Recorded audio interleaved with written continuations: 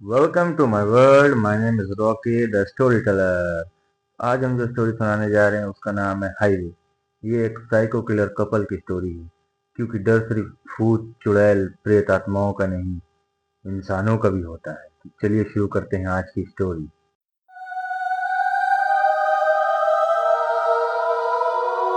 Highway के किनारे एक छोटा टूटा फूटा सा घर था, जिसमें एक बुढ़ा बुढ़िया रहते थे। वो अपने घर के बाहर चाय समोसे का ठेला लगाया करते थे। एक रात 1 बजे के करीब उस रास्ते से एक लड़का गुजर रहा था, जिसका नाम राजीव था। अचानक उसका टायर पंचर हो गया। राजीव ने देखा और धीमी आवाज में गुस्से से बोला, भाग बहनचोद, इसको भी अभी ही पंचर होना था।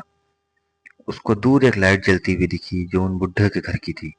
वो अपनी बाइक ढकेल कर वहां पहुंचा और गाड़ी साइड लगाई।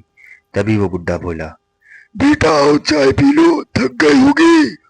राजीव ने चाय ली और बुड्ढे से बोला, शुक्रिया बाबा। बुड्ढा बोला, कोई बात नहीं बेटा, क्या हुआ, तुम्हारी मोटरसाइकिल बिगड़ गई क्या?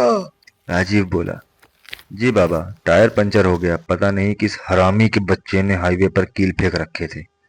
बुड्ढे ने फिर स्माइल दी और बोला, कोई बात नहीं, अब सुबह तक कोई मिस्त्री नहीं मिलेगा, तुम यही इंतजार करो। राजीव ने बोला, शुक्रिया बाबा, और उसने चाय का खाली कप बुड्ढे को दे दिया। अचानक से राजीव का सर भारी होने लगा और वो गिरकर बेहोश हो गया। तभी अंदर से बुढ़िया आई और बोली, लगता है नशे की गोली ने अपना काम कर दिया। और वो दोनों एक दूसरे को देखकर मुस्कुराए और राजीव को अंदर घसीट कर ले गए। बुड्ढे ने अंदर राजीव को एक बड़े लकड़ी के टेबल पर रखा और बड़े चापड़ निकाला और उसको तेज करने लगा। तभी बुढ़िया ने खाने का बर्तन चूल्हे पर चढ़ा दिया और बुड्ढे से बोली, जल्दी से मुझे इस लौंडे के शरीर का सबसे लजीज गोश्त निकाल कर दो। मैं खाना बना रहा हूँ, मुझे बहुत जोर की भूख लगी है। दोनों बहुत जोर से डरावनी आवाज में हंसे और बुड्ढे ने एक झटके में राजीव की गर्दन शरीर से अलग कर दी। बेहोशी की हालत में भी राजीव का शरीर तड़पने लगा। उसकी गर्दन से खून पानी की तरह बहने लगा। बुड्ढे ने राजीव के शरीर के छोटे छोटे टुकड़े ऐसे कर दिए जैसे कोई मुर्गे का गोश्त हो। बुढ़िया ने राजीव को पकाया और मजे से दोनों ने बैठ के खाया। राजीव के लापता होने से उसका भाई समीर टेंशन में था, क्योंकि राजीव के सिवा उसका इस दुनिया में कोई नहीं था। समीर ने राजीव का पता लगाने की ठानी। तभी उसको उस हाईवे के बारे में पता चला, जहां लोग रात के वक्त गायब हो जाते थे और उनका कुछ पता नहीं था कहाँ गए। लोगों का कहना था कि किसी कोई भूत या आत्मा का चक्कर है। राजीव को पता लगाने समीर उस हाईवे की तरफ निकला। जैसे ही समीर उन दोनों के घर पहुंचा, तभी उसने पास जंगल की झाड़ियों में राजीव की बाइक देखा। वो समझ गया कि इस पुराने घर का राजीव के लापता होने से कोई ना कोई कनेक्शन जरूर है। तभी समीर ने झाड़ियों से चुपके से देखा कि वो बुड्ढा रास्ते में कीलें फेंक रहा था। समीर समझ गया कि यह बुड्ढा लोगों का शिकार ऐसे ही करता है। समीर अपनी बाइक उठाई और चल दिया, लेकिन कीलों से बचकर उसी घर के पास पहुंचा। समीर ने अपनी बाइक स्टैंड पर लगाई। तभी वो बुड्ढा फिर बोला, थोड़ी कांपती और डरावनी आवाज में, बेटा आओ चाय पी लो, थक गए होगे ना। समीर ने पूछा, चाचा चाय कितने की दी है? तो बुड्ढा बोला, अरे बेटा फ्री है बस, मैं बूढ़ा अपने आखिरी समय में लोगों का भला करके मरना चाहता हूँ। समीर समझ गया, इस जमाने में जहाँ बाप बेटे का नहीं होता, वहाँ ये हाईवे के किनारे फ्री में चाय बांट रहा है, मतलब कुछ तो गड़बड़ है। तभी बुड्ढा बोला, बेटा क्या सोच रहे हो, लो गरम गरम चाय पी लो। समीर ने चाय का गिलास लिया और बुड्ढे के मुंह पर मार दिया। गरम चाय की जलन से बुड्ढा चिल्लाया। बुड्ढे की चीख सुनकर बुढ़िया कुल्हाड़ी लेकर बाहर दौड़ी, समीर की तरफ हमला कर दिया। समीर ने हमले से बचने की कोशिश की, लेकिन कुल्हाड़ी से उसके हाथ के बाजू पे कट लग गया। समीर ने हिम्मत नहीं हारी और बुढ़िया का सामना किया और उसको लात मारी। बुढ़िया दूर जा गिरी। समीर उन दोनों, बुढ़ा बुढ़िया जो दर से जमीन में तड़प रहे थे, उनको घसीट कर घर के अंदर ले गया और उसी टेबल पर बांध दिया। समीर ने वही चापड़ उठाया और बुढ़िया की गर्दनों पर रख दिया।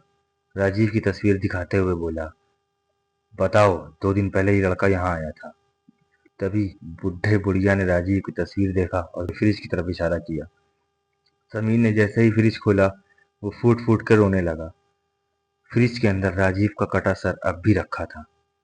समीर ने गुस्से में आकर बुढ़िया की गर्दन एक झटके में शरीर से उतार दी और बुढ़े की तरफ घूमा और पूछा, बता, ये क्यों किया तुम लोगों ने?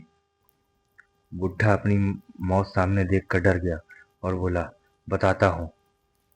बुढ़ा बोला, हम मियाँ बीवी का कोई नहीं, एक औलाद थी जिसको हमने पढ़ाया लिखाया, लेकिन वो विदेश चली गई। हम बुढ़ा बुढ़िया को यहीं छोड़कर, हमारे पास खाने के लिए खाना और रहने के लिए छत भी नहीं थी। इधर उधर भटकते हुए हम दोनों को ये अंतर दिखा, जिसमें हमने सर छुपाया, लेकिन खाना अब भी नहीं था। तो हम लाचार बुड्ढों ने जानवर मार कर खाना शुरू कर दिया। रोज यहाँ किसी का एक्सीडेंट हो गया, उसकी लाश यही मेरे घर के सामने पड़ी थी। हम दोनों ने उस आदमी की लाश को अंदर घसीट लिया। उस दिन हमने पहली बार इंसानी मांस छका, हमको वो बड़ा लजीज लगा। फिर क्या था, हमने यहाँ चाय का ठेला लगाया और अकेले मुसाफिरों को फ्री में चाय पिलाई। चाय में नशे की गोली अपना काम करती और फिर मैं उन मुसाफिरों को बड़े प्यार से छोटे छोटे टुकड़ों में काटना शुरू करता और मेरी बीवी उसको पकाती। फिर हम मजे से खाते थे। अपने आप को बचाने के लिए हमने हाईवे पे भूत होने की अफवाह फैला दी, जिससे लोगों के लापता होने का कारण लोग भूत या बुरी शक्ति को समझते थे। समीर ने बुढ़े की बात सुनी और बोला, जो तू इतने दिनों से सबके साथ करता आ रहा, आज वो तेरी आंखों के सामने तेरी बीवी के साथ होगा। समीर ने बुढ़े के सामने उस बुढ़िया के छोटे छोटे टुकड़े करने शुरू किए। बुढ़ा रोया, चीखा, लेकिन समीर न रुका। बुढ़िया को काटने के बाद समीर ने चापड़ फेंक दिया। बुढ़ा चिल्लाया और बोला, मुझे भी मार दे, अब मेरे जीने की कोई वजह नहीं बची। समीर ने बुढ़े को देखा और मुस्कुराया और बोला, अब तू अपनी बाकी की जिंदगी आज की रात को याद करके जेल में बिताएगा। और समीर ने उस बुढ़े की जबान काट दी। उसके बाद समीर ने बुढ़े को पुलिस के हवाले कर दिया। जब उस बुढ़े को पुलिस ले जा रही थी, तभी उस बुढ़े ने ट्रक के सामने आके आत्महत्या कर ली और बुढ़ा भी वहीं मर गया। समीर की आंखों में आंसू था, लेकिन चेहरे पे भाई की मौत का बदला लेने का सुकून। समीर अपने घर आया और सुकून की नींद सो गया, लेकिन रात करीब 4 बजे उसके दरवाजे पर दस्तक हुई। समीर ने दरवाज़ा खोला तो वहाँ कोई नहीं था। एक पर्चा पड़ा था जिस पर खून से लिखा था, हम वापस आ गए हैं, सबको सच का पता चलेगा। तो ये थी हमारी स्टोरी जिसका नाम था हाईवे। एक बुढ़ा बुढ़िया पागल की स्टोरी, या फिर कुछ और। आगे का सच किसी को नहीं पता। वो पता करना है तो हमारे चैनल को सब्सक्राइब करें, लाइक करें और एक प्यारा सा कमेंट करें और शेयर करना मत भूलें अपने दोस्तों के साथ। मिलते हैं जल्द ही अगली स्टोरी के साथ। नमस्ते।